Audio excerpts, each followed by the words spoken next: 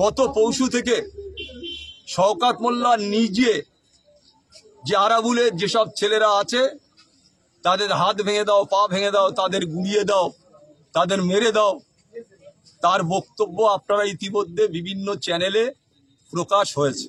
লড়াই করে আমার সাথে যারা জীবন বাজি রেখে লড়াই করে, আজকে তাদের উপরে আক্রমণ হচ্ছে। সম্পূর্ণভাবে আমি করতে পারি না।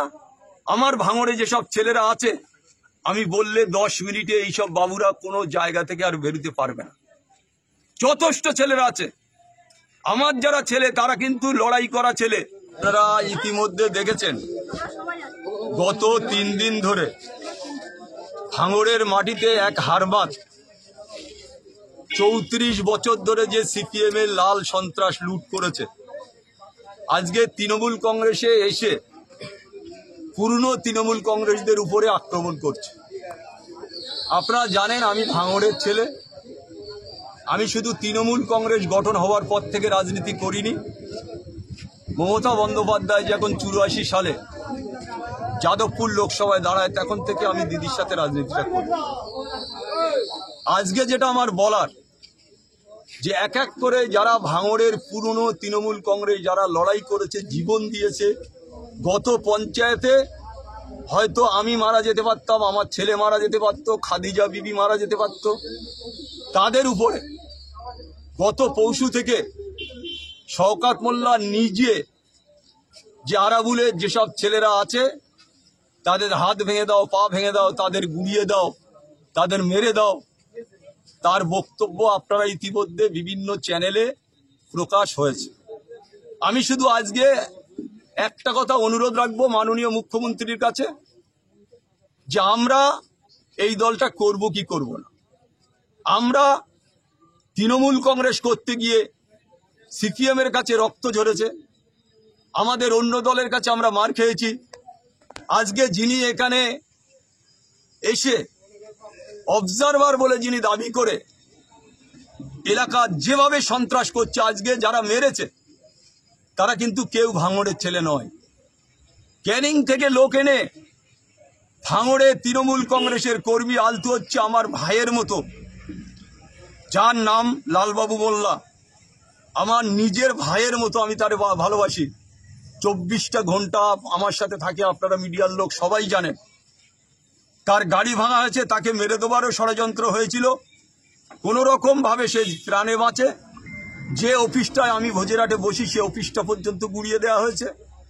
সমস্তটা সিসিটিভি ক্যামেরা থাকার পরেও তারা সমস্ত সবাই মুখ বেঁধে এই গাড়ি ভাঙচুর করে, পার্টি অফিস ভাঙচুর করে। কি কারণে হামলা? কি আপনারা দেখেছেন হামলা কি কারণে? আরাবুল ইসলামের গোষ্ঠী করে ফেসবুকে কোনো ছবি ছাড়ে আরাবুল ইসলামের, সেটা হচ্ছে কারণ। আপনারা দেখেছেন গত পরশুকার দিন, আপনারা গতকালই বাপি আমাদের প্রাক্তন প্রধান, ওর ওয়াইফ দুবারের প্রধান, ও অঞ্চলের এখনো ভগবানপুর অঞ্চলের সভাপতি, তাকে মারা হয়েছে, তার বউকে মারা হয়েছে। যেভাবে এরা নোংরামু করছে, আজকের আপনারা দেখবেন সর্বত্র বোমা ফাটছে। কেন? একটা সন্ত্রাস কায়েম করার জন্য ভাঙড়ে নতুন করে শওকত মোল্লার নেতৃত্বে গোটা ভাঙড়ে যারা পুরনো তৃণমূল কংগ্রেস আছে তাদের উপরে আক্রমণ করা চলছে। আমি শুধু দিদির কাছে হাত জোড় করে অনুরোধ রাখবো, অভিষেক বন্দ্যোপাধ্যায় আমার নেতা, আমার নেত্রী হচ্ছে মমতা বন্দ্যোপাধ্যায়।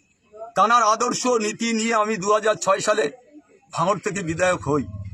তানার আশীর্বাদ এখনো, আমি তানার কাছে শুধু হাত জোড় করে বলবো যে আমরা কোন পথে যাব, এর বিচার আমরা চাই।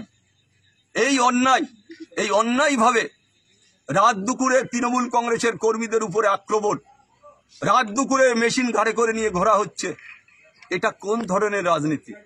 আমি তৃণমূল কংগ্রেসের জন্মলগ্ন থেকে, আমি তৃণমূল কংগ্রেসের শুধু 98 সাল, তার আগে দিদি যখন যুব প্রেসিডেন্ট ছিল আমি তখনও যুব প্রেসিডেন্ট ছিলাম। আজকে সেই দলে আজকে আমাদের মতন লোকেদের মার খেতে হচ্ছে। আমাদের মতন কর্মীরা, আমার সাথে যারা লড়াই করে, আমার সাথে যারা জীবন বাজি রেখে লড়াই করে, আজকে তাদের উপরে আক্রমণ হচ্ছে। সম্পূর্ণভাবে আমি করতে পারি না। আমার ভাঙড়ে যেসব ছেলেরা আছে, আমি বললে 10 মিনিটে এইসব বাবুরা কোনো জায়গা থেকে আর বেরোতে পারবে না। যথেষ্ট ছেলেরা আছে। আমার যারা ছেলে তারা কিন্তু লড়াই করা ছেলে। তারা কিন্তু সিপিএম এর বিরুদ্ধে লড়াই করে, আজকের বিভিন্ন দলের বিরুদ্ধে লড়াই করে। আপনারা দেখেছেন গত পঞ্চায়েতে আমাদের সাথে আইএসএফদের লড়াই হয়েছে। আমি যে কোনো সময় খুন হতে পারতাম, আমার ছেলে হাকিমুল খুন হতে পারত, খাদিজা খুন হতে পারত, সেদিন যে অবস্থা ছিল।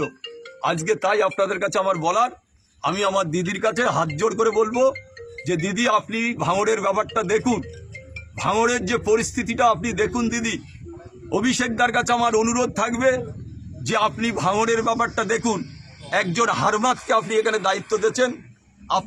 আপনার কাছে আপনার পায়ে ধরে, দিদিমণির পায়ে ধরে আমরা ভাঙড়ের তৃণমূল কংগ্রেস বাঁচতে চাই।